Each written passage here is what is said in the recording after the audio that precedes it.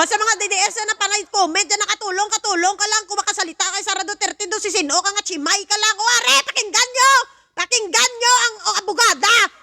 Pakinggan yung abogada, ang vice president na naging mayor pa ng Davao. Pakinggan nyo to. Ito yung abogada na sinasabi nyo matalino. Pakinan nyo kayo. Wara, pakinggan nyo! Our friends from the foreign correspondent for here of the Philippines, Mr. Ken Sasaki, Japanese News Bureau. Good afternoon, ma'am. Hello.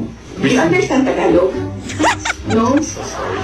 So, how did you understand my answer?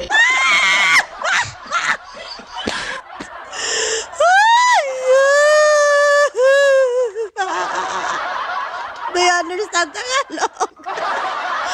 Excuse me. Do you understand Tagalog? How can you understand my answer? Ginoong abogada ini. Kung ito lawyer na kukunin mo, tapos foreigner ang kalaban, wala na day, patay ang kaso day. Patay! Diyos ko, Lord! Magtanong ako dito sa mga nag-aaral ng law. Sa mga student dito kung may makapanood sa akin. Sino dito yung abogado?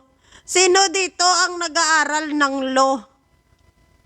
Hindi ba kayo marunong mag-English? Pwede lang yon. Pwede lang ba hindi marunong mag-English? Yung mga nag-aaral sa law? Bakit ganyan?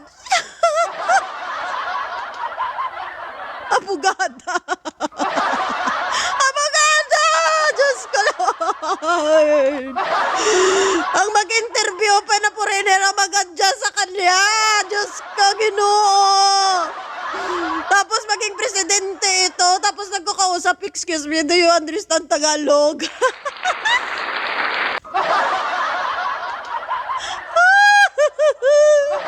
Maria, siyam kang kama-kama. Mas malala pang interview nito, yaga.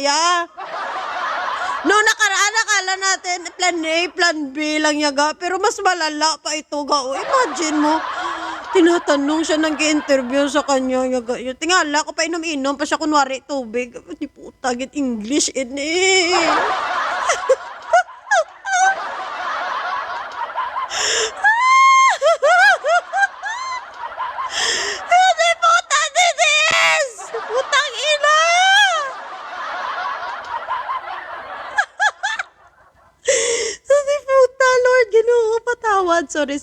Sorry, Lord.